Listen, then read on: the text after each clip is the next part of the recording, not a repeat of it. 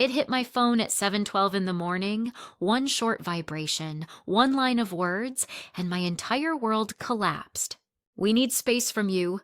Please don't reach out anymore." That was it. No explanation, no follow-up. Just a wall of silence, typed out in a font I've seen 1,000 times, from the two people I thought would never abandon me, my mother and my sister.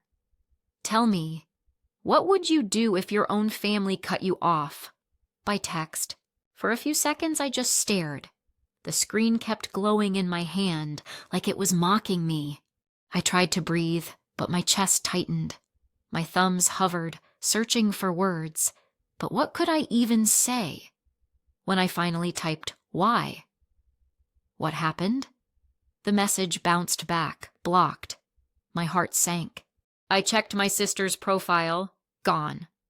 My mother's account? Vanished. Blocked everywhere. And here's the part that twists the knife. I wasn't just their daughter. I wasn't just their sister. For 7 years, I had been their lifeline, their safety net, their walking ATM. More than $100,000 had left my bank account, piece by piece, all in the name of helping family. Now? One cold text. One digital guillotine. The silence after was louder than anything I'd ever heard. I kept replaying every memory in my head. Every phone call that started with, "We're in trouble again." Every transfer I made at midnight, convinced I was saving them. And this was my thank you. I wanted to scream, to throw my phone against the wall. Instead, I sat there on the edge of my bed, the morning sun slicing through the blinds, holding that screen like it was proof of a crime. Maybe it was. Maybe it was the moment I finally had to face a truth I'd been avoiding. Love can be conditional, and sometimes the people closest to you will be the ones to cut the deepest. Do you know that feeling? When your stomach drops and you realize the rules of your life just changed? That's where I was. That text didn't just end a conversation. It ended an entire chapter. And yet, it opened something else too. An ugly, raw question that I couldn't ignore. How did I get here? Because if I was being honest, this wasn't sudden. It was the last straw. A final move in a game I hadn't even realized I was playing. So I'll ask you again. If the people you sacrificed everything for told you to disappear, would you fight for them? Or would you finally fight for yourself? When people ask me how it all started, I almost laugh, because it didn't begin with some big decision or a signed contract. It began with $20. $20 that my mom said she needed to cover groceries that week. Just until payday, she told me. And I believed her. That was year 1. I had just landed my first steady job, still figuring out rent and bills, still proud that I could finally say, "I'm independent." I didn't think twice about helping. Who wouldn't? But here's the thing. 20 turned into 100. 100 turned into 500. By year 2, I wasn't lending money. I was transferring it. Automatic, regular, quiet. Did you ever become so used to something that you forget it isn't normal? That's what happened to me. Flash forward, year 4. By then it was a direct deposit, every first of the month. They didn't even have to ask anymore. My mom would just send a casual text. "Thanks for this month." Like it was rent money owed to them. And my sister? She got used to it too. Birthday gifts from me weren't just sweaters or books. They were checks. Cash stuffed into cards. And here's the part that still stings.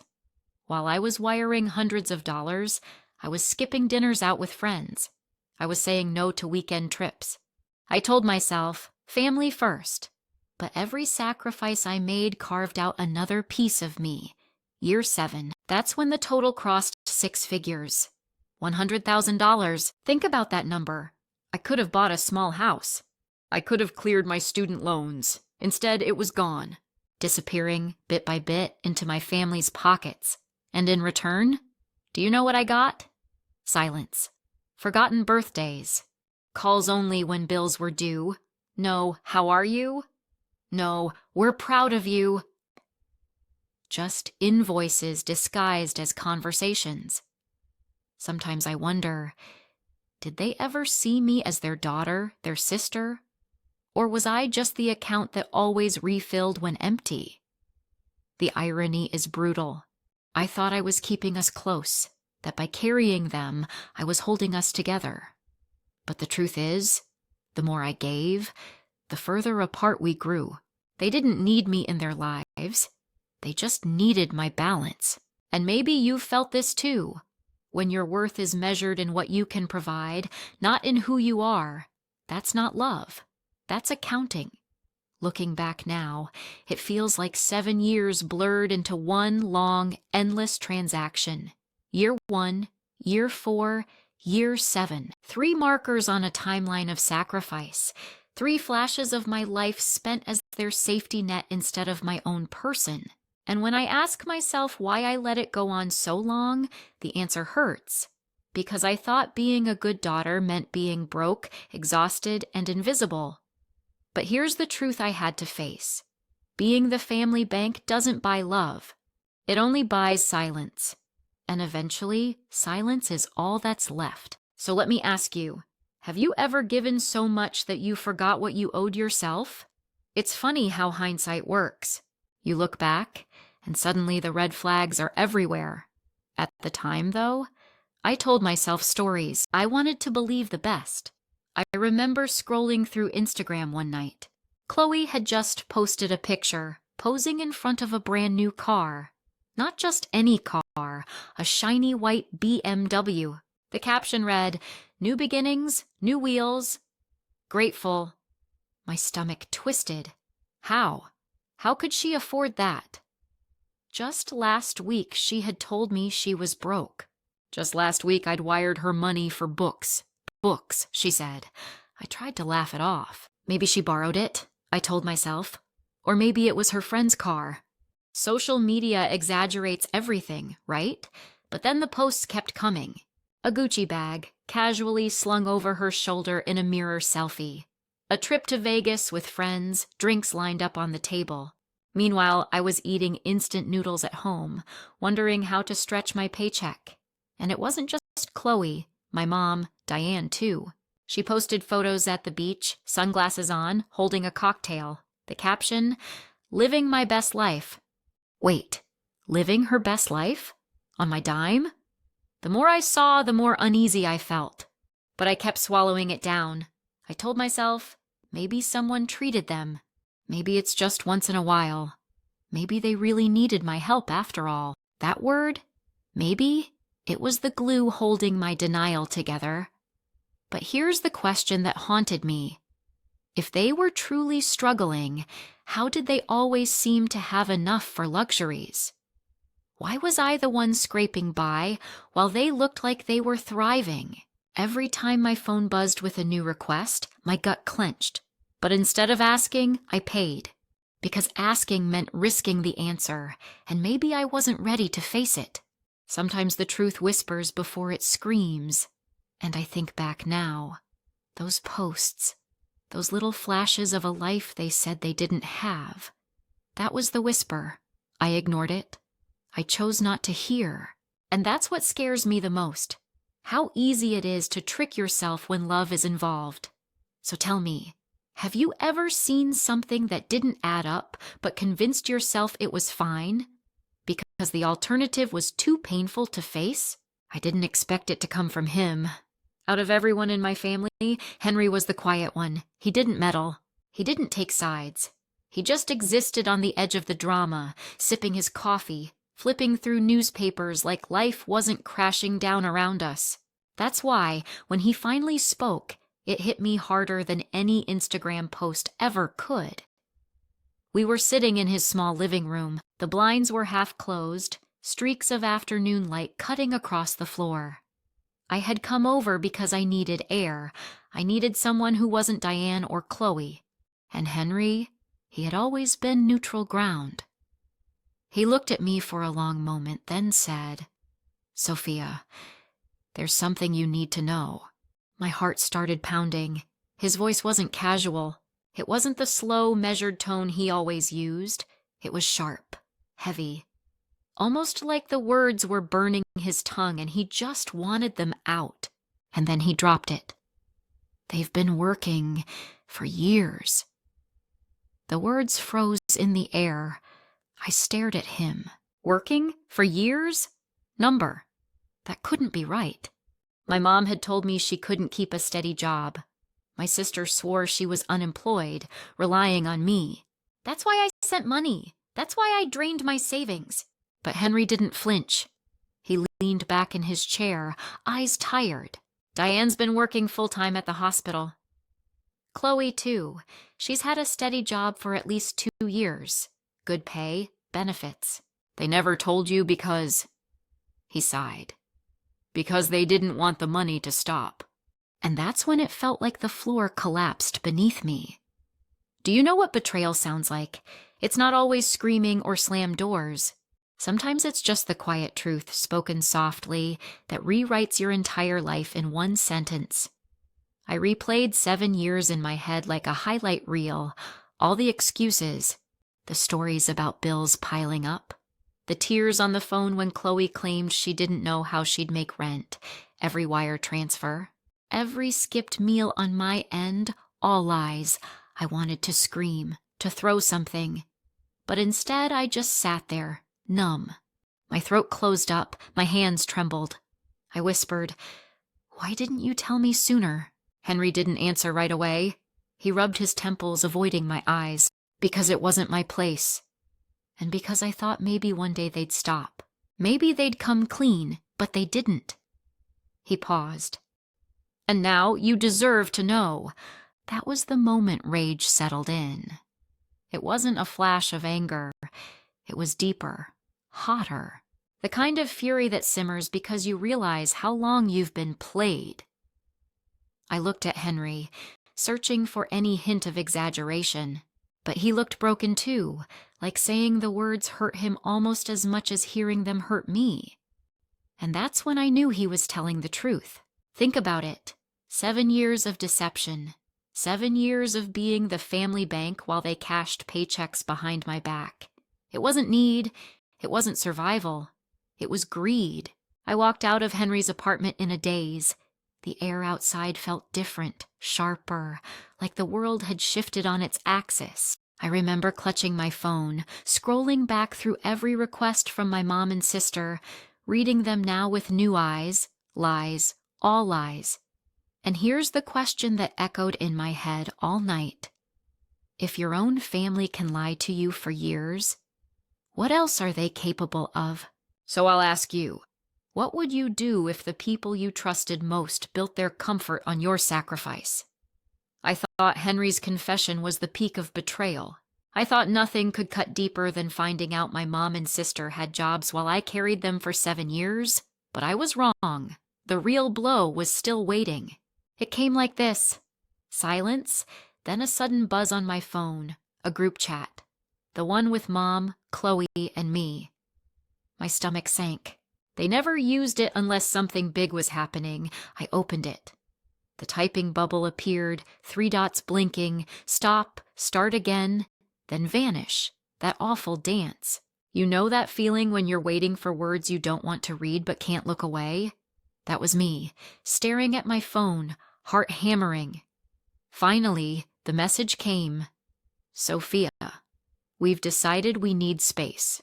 Don't contact us for a while," and just like that, cut off. At first I laughed, bitter, sharp. Space? After everything I'd given?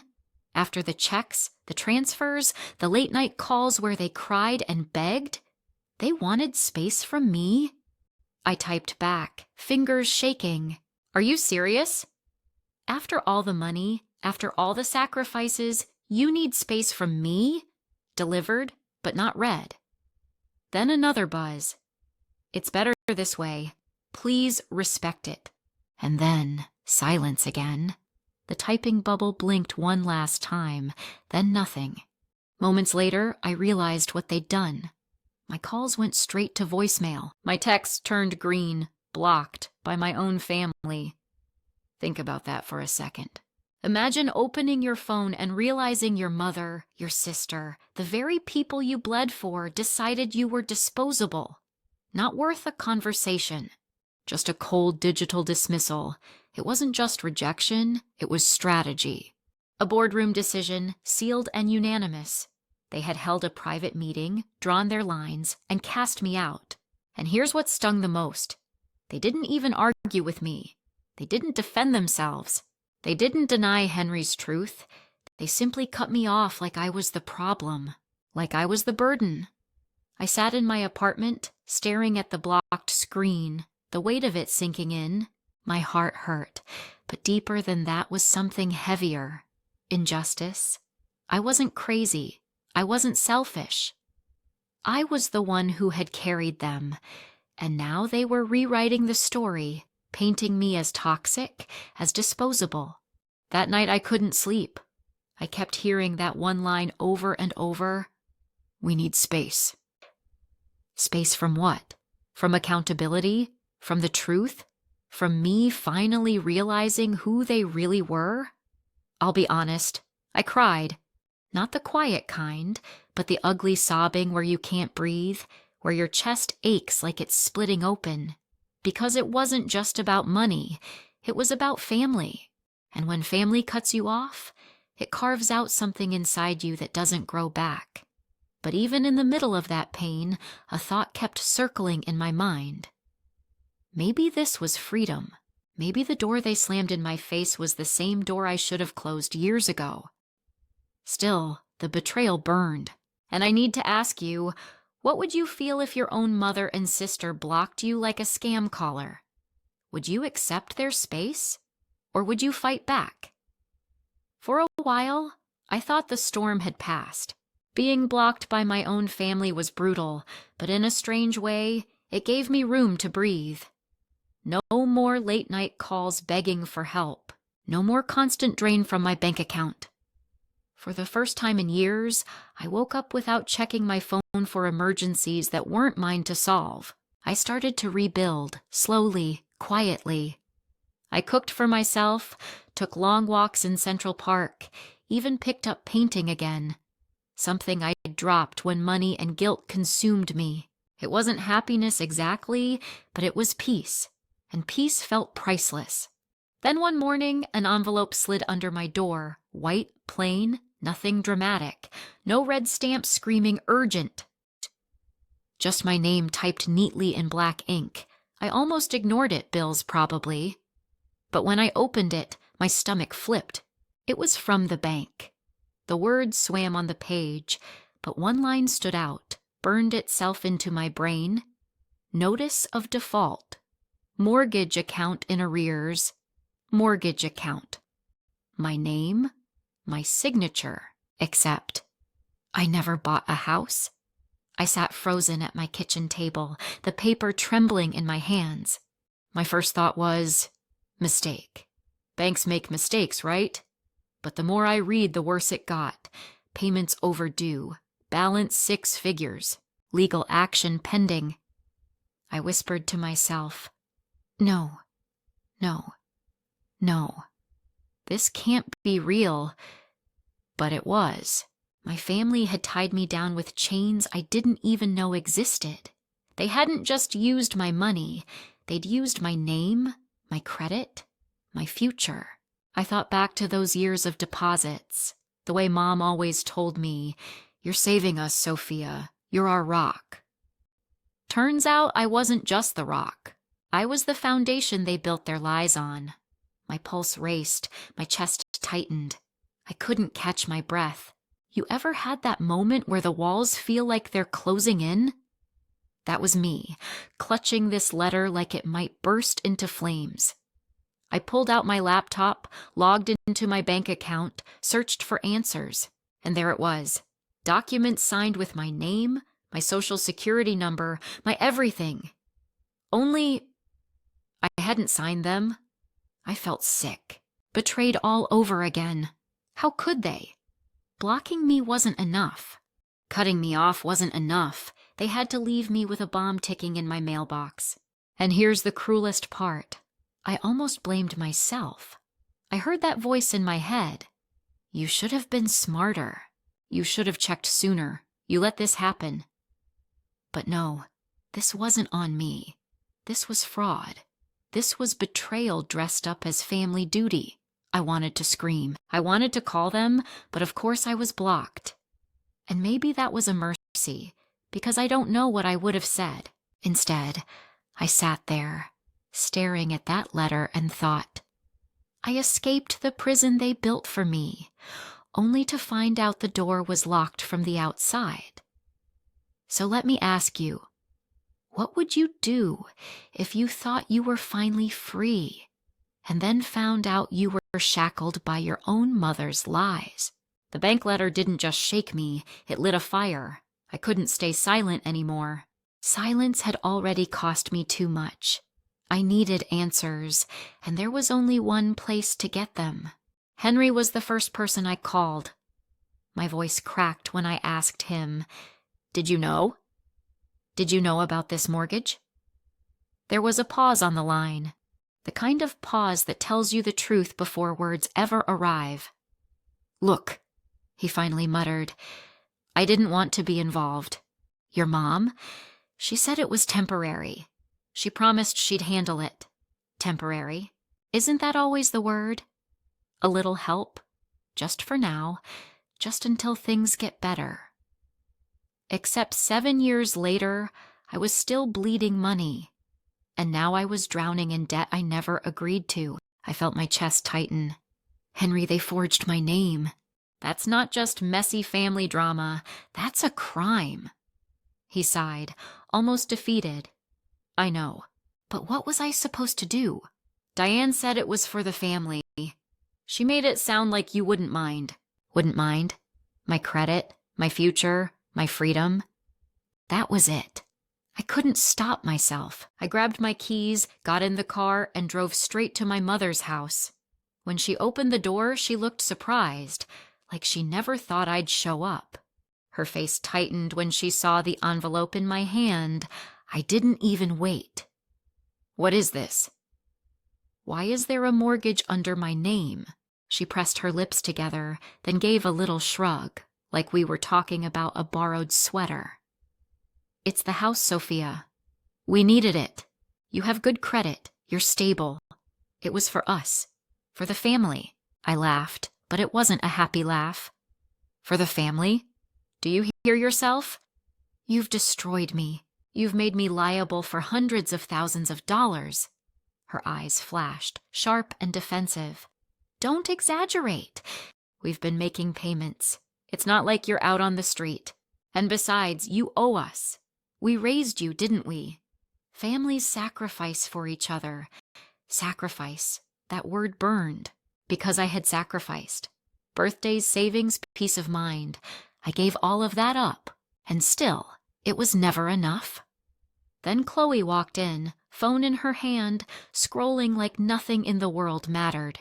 She froze when she saw my face, the letter clenched in my fist. Chloe! Did you know about this? I demanded. She shifted uncomfortably, eyes darting to Mom. I knew something. Not everything. Mom said you'd understand. Understand. The room spun. So you've all been in on this? Using my name, my life, my future, while I've been the one paying and worrying? Diane raised her voice then, cutting through the tension. Stop acting like a victim. You're part of this family. We did what we had to do. End of story. End of story. That's what she wanted. To close the book, slam the cover shut, and pretend the pages weren't full of lies. But here's the thing. Lies don't just sit quietly. They echo. They bleed into every corner of your life until you can't breathe. And in that moment, standing in my mother's living room, I felt every ounce of betrayal crash down on me.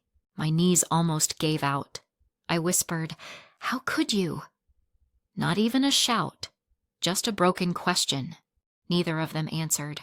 Silence can be louder than words sometimes. So I turned to leave.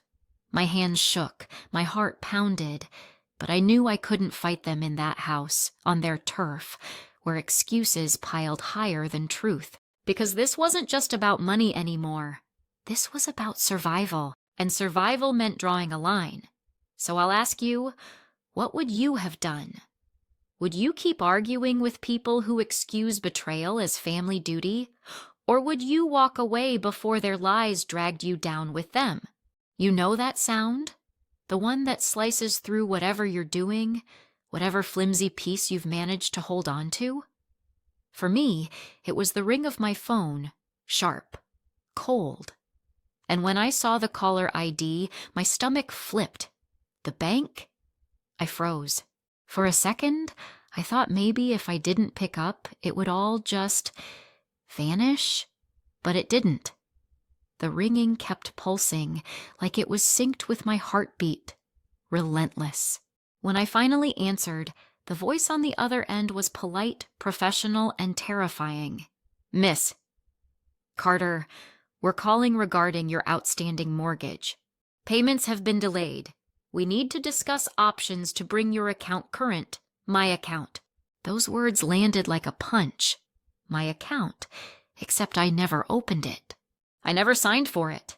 Yet here I was, being told I owed money I didn't even borrow. I stammered, "This must be a mistake." I didn't.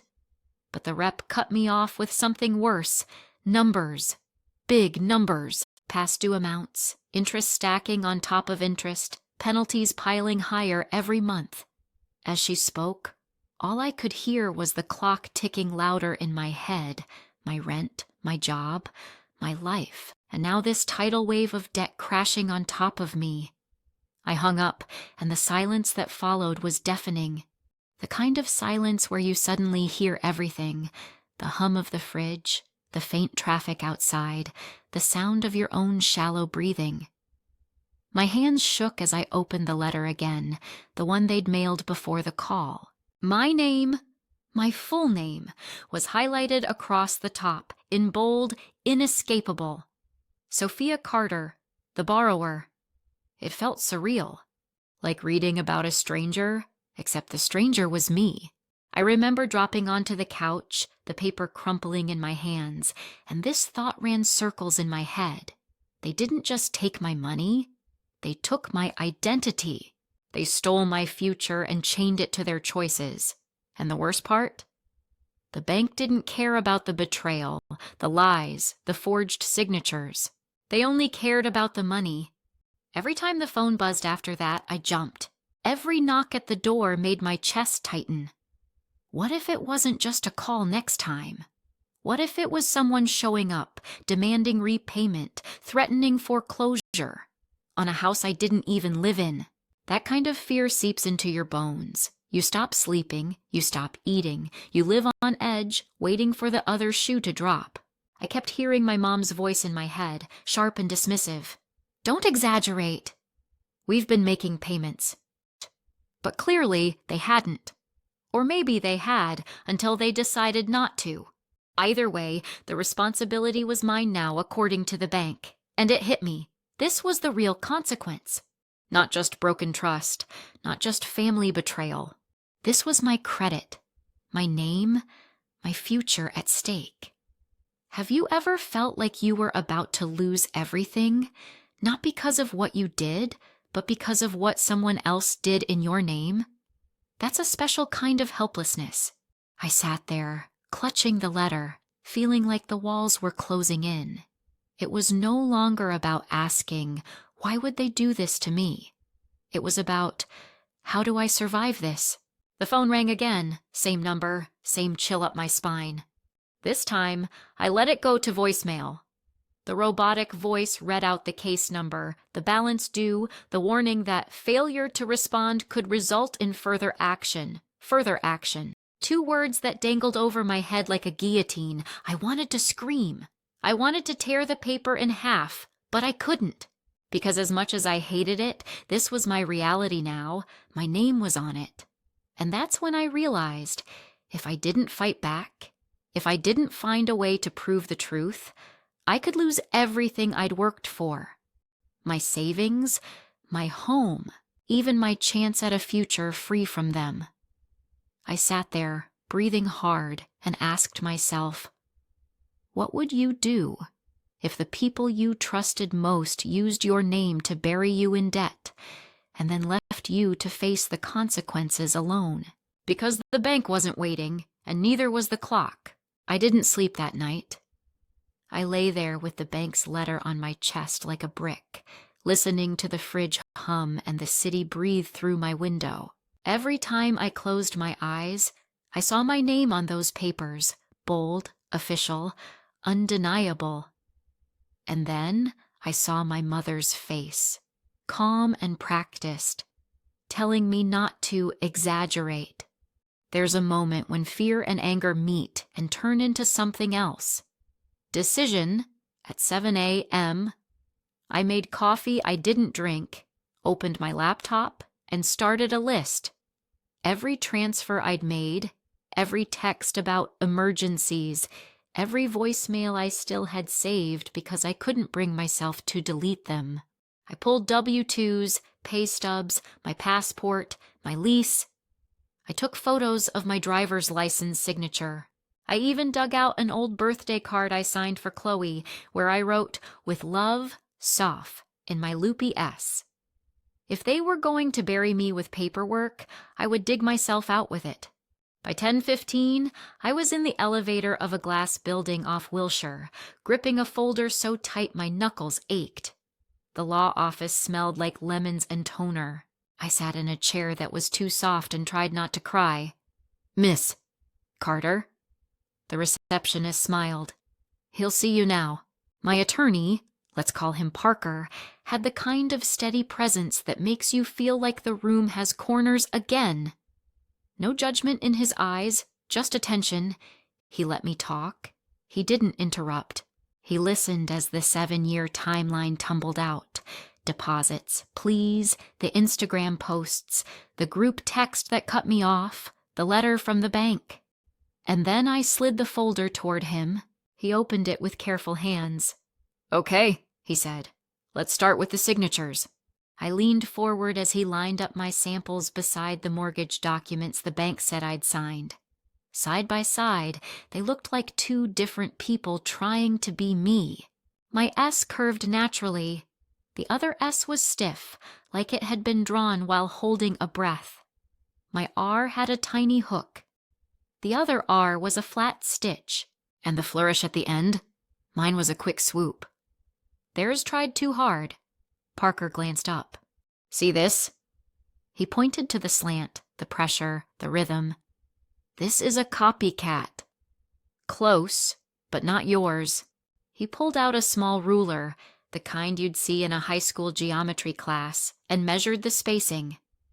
Forensic examiners look at micro habits. Speed, lift points, angle changes. Whoever signed these didn't have your muscle memory. A heat rose behind my eyes. Relief, shame, rage. All of it. "So, what does that mean?" "It means we have grounds," he said. "Identity theft, forgery. We'll notify the bank in writing, demand a hold on collections, request the original wet ink documents, and file a fraud affidavit. You'll also need to freeze your credit and get a police report number to anchor all future correspondence. From there, we push. Push. I liked that word. It sounded like breathing again. He drafted the first letter while I sat across from him, hands wrapped around a paper cup of water I kept forgetting to drink. He read each line out loud so I could hear my name in a different context, one where I wasn't a debtor, but a person claiming her life back. Subject: dispute of alleged mortgage.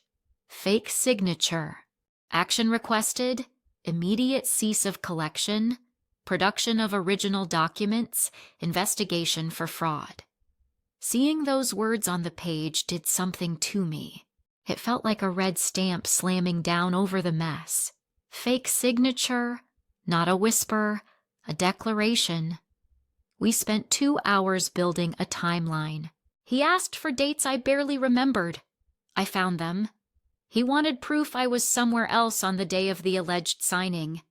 I pulled up a time-stamped photo from a friend's birthday dinner at a Koreatown BBQ spot, smoky and loud, the kind of detail you can't fake. We screen grabbed it, attached the metadata. We printed the bank letter, the call logs, the voicemail transcript where the rep said, "Your mortgage account." It was like laying out all the cuts and finally seeing the shape of the wound. "Last piece," Parker said. "Your mother." The word sat between us, heavy. "We don't accuse her in this first notice," he continued, voice even. "We state facts. We ask the bank to do their job. If their investigation confirms forgery, the liability won't be yours. But you need to be ready for fallout," I swallowed. "I already lost them," he nodded. "Then let's make sure you don't lose you." Before I left, he gave me a checklist.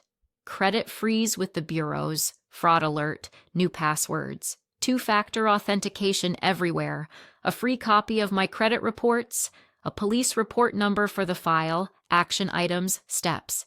Each one felt like a brick in a wall I was building around my life. Back home, I sat at my kitchen table with 3 browsers open and the folder beside me. I moved through the list, one box at a time, fraud alert, freeze, new passphrase.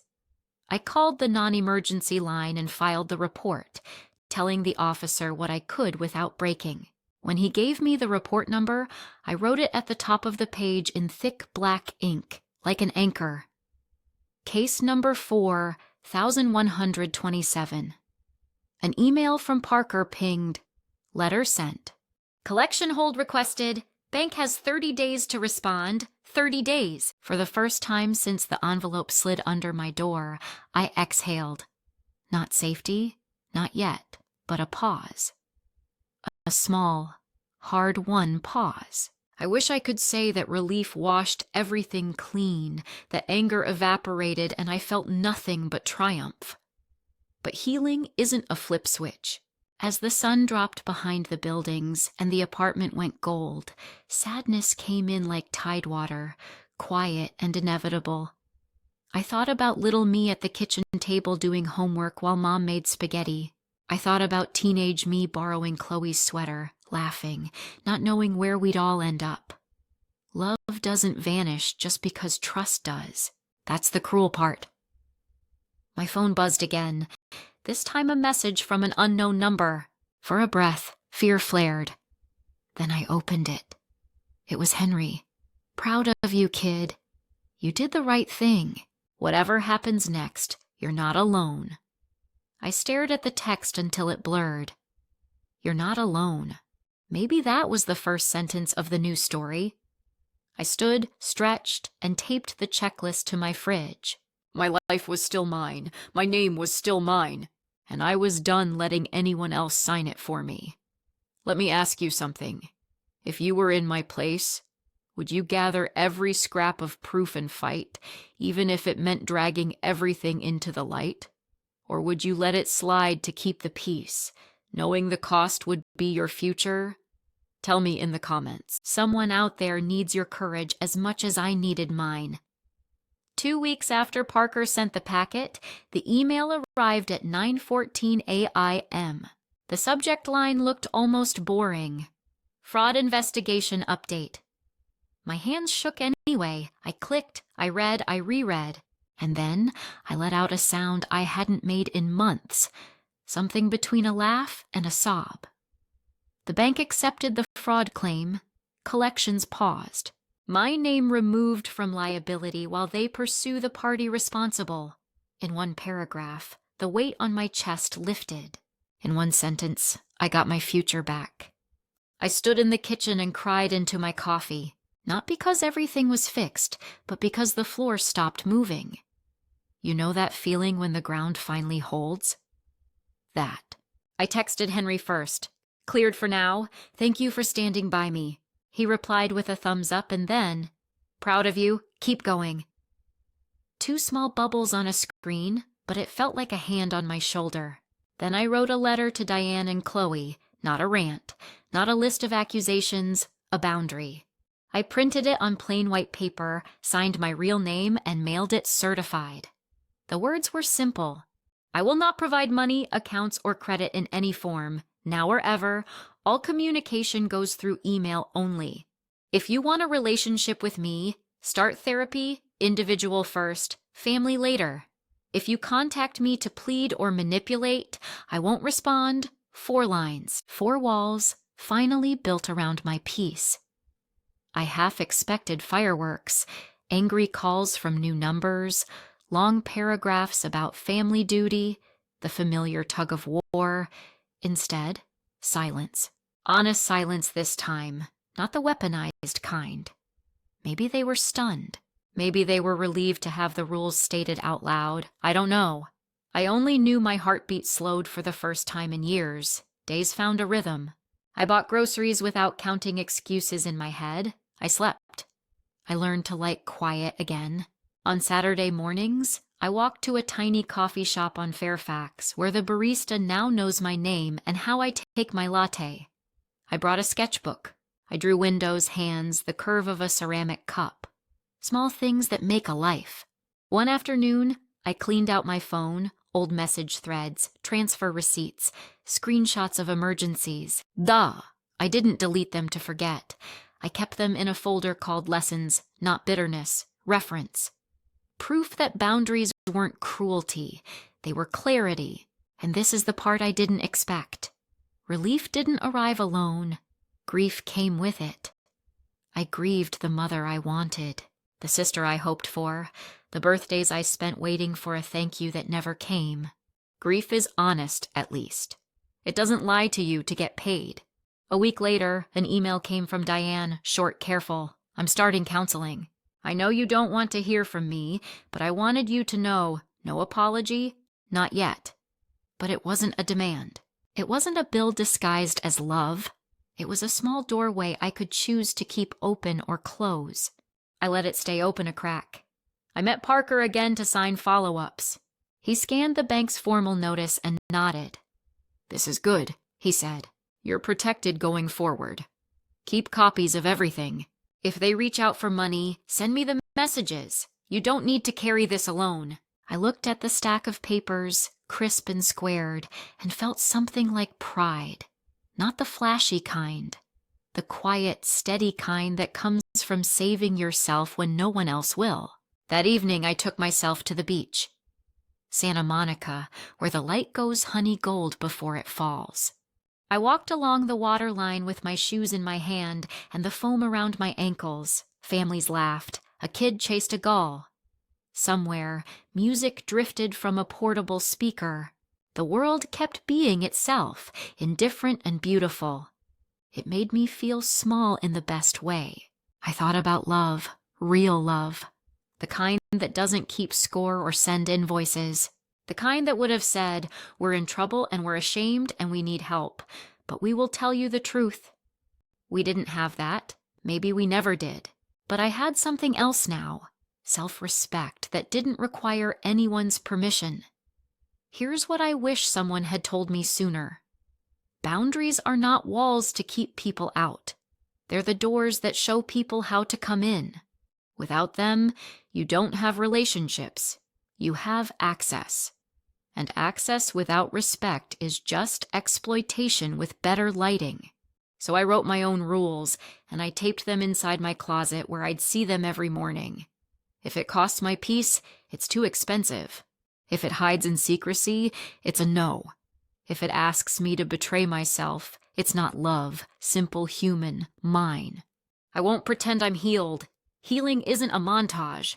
Some days I still reach for my phone when the rent is due, expecting a "we're short this month" text that will never come. Some mornings I wake up angry and have to breathe through it.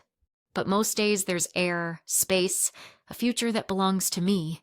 If Diane does the work, real work, and if Chloe ever takes responsibility, maybe one day we'll sit at a table and try again. Maybe we won't. Closure, I'm learning, isn't about the apology you receive. It's about the permission you give yourself to stop bleeding. On my way home from the beach, I passed a for sale sign in front of a small blue bungalow. I smiled at it. Not because I wanted that house, but because I wanted the option. Options are what boundaries give you. I went home, made pasta, and ate it out of the pot like a college kid because it tasted better that way. I texted a friend to come over and watch a dumb movie. We laughed. We paused the movie to argue about the ending, life. Before bed, I opened my window and let the night air in, city sounds, distant siren, someone walking a dog beneath my building, the leash clicking softly. I whispered to the room, to myself, to anyone who needed to hear it. I'm not a bank. I'm not a signature to borrow. I'm a person. And I'm finally on my own side. If you're listening to this and you recognize yourself, if your love has been turned into a ledger, here's your sign. Draw the line. Write the letter.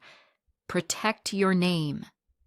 You are allowed to keep the parts of you that you worked so hard to build. And now I'm asking you, not as a headline, not as drama, but as someone who had to choose.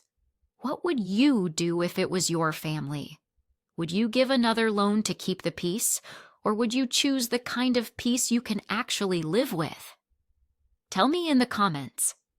Your answer might be the words someone else needs tonight. I wish I could tell you that the very next morning, everything was magically fixed. That I woke up lighter, free from years of carrying someone else's weight. But healing doesn't work like that. Freedom doesn't arrive in a single knock at your door. It's a choice you make, again and again, every day. For the first time in years, I sat at my kitchen table with a cup of coffee that wasn't interrupted by a phone call, a text, or a demand, just me. The steam curling up into my face felt like a tiny reminder. You're finally breathing for yourself. But here's the thing. Silence can be both terrifying and liberating. When you've spent nearly a decade being the family bank, when your worth was measured in wire transfers and sacrifices, who are you when all of that ends? Who are you when nobody needs saving anymore? I started small. I opened a notebook and wrote 3 things. My money is mine, my time is mine, my heart is mine, simple words. But after years of being drained, they felt like armor. Still, I'll admit, some nights the doubt came back. Was I cruel? Was I abandoning them? My mother's voice, my sister's laughter, all those old memories, they haunted me. But then I remembered the courtroom, the forged signature, the lies stacked like bricks, and I whispered back to myself, you didn't abandon them. They abandoned you the moment they chose deceit over love. And that's when I realized something. This story isn't just about betrayal. It's about boundaries. It's about realizing that love without honesty isn't love at all. It's control. And if I had to walk away to reclaim myself, then maybe that's the kind of courage some of you need to hear right now too. Because let's be honest, you've probably been there, haven't you? Maybe not the 6-figure wire transfers or the fake mortgage, but that sinking feeling when someone you love takes more than they ever give. That moment you wonder if family is just another word for obligation. So let me ask you, what would you do if the people closest to you turned your kindness into currency? Would you stay, hoping they'd change? Or would you draw the line, even if it meant standing alone? I don't have all the answers. I'm still figuring it out myself. But here's what I know. Standing alone doesn't mean you're empty. It means you've finally made space. Space for peace, space for real love. Space for a version of you that isn't constantly bleeding out just to keep everyone else alive. And maybe that's the real ending here. Not revenge, not even justice, but rediscovery. The rediscovery of a woman who thought she was only valuable when she was giving, and who finally learned she was worthy all along. So, if you've been watching this story and thinking, that's me, that's my sister, that's my partner, that's my past, maybe this is your sign. Maybe this is your moment to write 3 things down in your own notebook, to say it out loud with me. My money is mine, my time is mine, my heart is mine. And who knows? Maybe the next chapter isn't about the people who broke you. Maybe it's about the ones you haven't met yet. The ones who will love you without asking for receipts. So here's where I leave you tonight. with one question that's bigger than my story, bigger than this channel. What would you choose if you had the chance to start again, free from the weight of everyone else's expectations? Leave your answer below, because maybe your story is the one we tell next.